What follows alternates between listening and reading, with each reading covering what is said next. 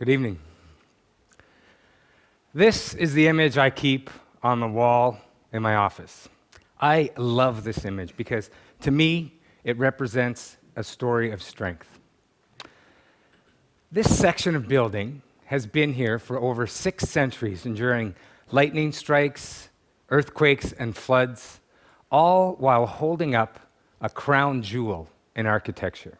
These stones, 60 meters, about 200 feet above ground level, were placed here by skilled craftsmen at the start of the Renaissance, and they support the cupola of Florence, built and designed in 1419. Now, in 14th and 15th century Florence, generations had not been up to the task of creating the cupola. Many people did not want the challenge. But then, against all odds, this original man, Filippo Brunelleschi, the world's first architect, cracked a 125-year-old code. Now, I first heard about Filippo's story when a friend, an 85-year-old structural engineer, handed me a book which took me on a romantic journey through Renaissance Florence. And when I had finished the book, I needed to know more because this mysterious architectural egg is an amazing achievement. I guess you could say I fell in love with the cupola. So I decided to follow my heart. I'm a filmmaker, and I moved from Canada to Florence, Italy, to do nothing else other than write the screenplay. And I went to Florence to learn about the past, but what I've come to discover is that this is the masterwork of a great thinker. And the story of the cupola and Filippo Brunelleschi is a story about how art and technology have a way of changing the world for the better and for the long term. It's a story about perseverance, about creativity, and about human ingenuity. By building the cupola, Filippo overcame great odds. And this is why I think he's the original Renaissance man. I mean, he was excellent at whatever he did. He was an accomplished master of many trades. If he touched it, he specialized. And he was born into a very decent Florentine family. He could have been a doctor or a lawyer or a teacher, but I think instead his sheer need to invent and create would lead him down a path where he worked with his hands to further develop his brain and seemingly insatiable curiosity. By the age of 14, he had enrolled as a goldsmith in the Silk Guild, l'arte della seta, where he made gold and silver thread to be woven into tapestries sold throughout the world. His early work was seen alongside great artists of the Renaissance, his lifelong rival, Lorenzo Ghiberti, and his close personal friend, the artist, Donatello. Then, at the age of 23, came his chance to create a masterpiece. In 1401, he was part of a competition to create the great bronze doors of the Florence Baptistry against his arch-rival, Lorenzo Ghiberti. This was his competition piece at 23 years old. After a short time, the judges brought the two men together, they declared the competition a tie, and they asked them to build the doors together. Filippo refused. He snubbed a panel of 35 judges, all important contacts and potential employers in Florence, and he left for Rome to study the ruins. And by 1409, he returned from Rome with a keen interest in architecture, great knowledge of Roman building techniques, and a new attitude. The setback 8 years earlier had driven him into deeper creative thinking. He started inventing things. First, a machine like this to rediscover perspective drawing and the vanishing point. And it's still used, the vanishing point is still used as a fundamental principle in perspective drawing today. With all this 3D knowledge, he carved this very sophisticated, detailed crucifix from wood. And upon seeing it, his friend Donatello proclaimed, "I've put peasants and farmers on the cross until now." He built watches and timing mechanisms, But none of this would prevent him from rubbing up against the Florence establishment. Because in 1414, he was physically removed from a public gathering because he held a radical belief. He boldly insisted, "I will build the cupola without the need for any central scaffolding." This was an incredible concept at the time. And by 1419, 125 years after construction had begun, the cupola still was not built. The cupola still needed to be invented, and a new competition would give Filippo Brunelleschi his second chance. It takes numbers to fully understand the magnitude of the cupola. 29,000 tons of stone, brick, rock, and iron went into the construction. In wood-fired kilns, over 70 million customized bricks were created, and all of the mortar was mixed on-site. The base of the cupola is huge. It spans 55 meters, more than half a football pitch.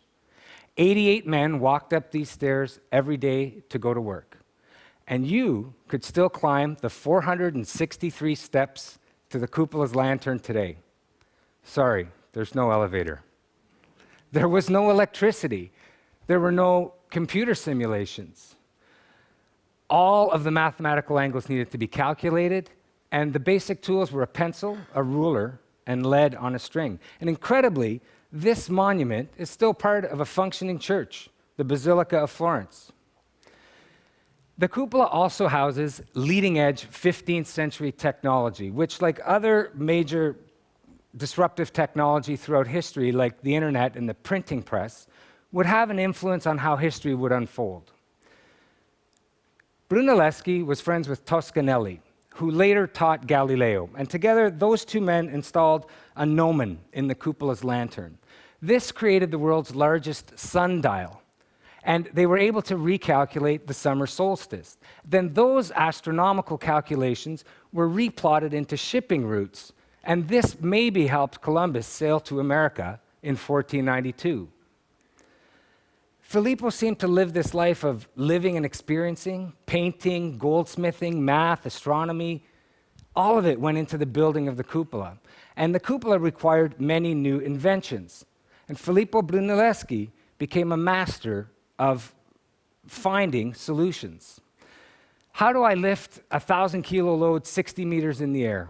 Filippo invented a hoist with 3 gears and a reverse gear and a safety mechanism that could lift a load in 11 minutes. I mean, this was a competitive atmosphere.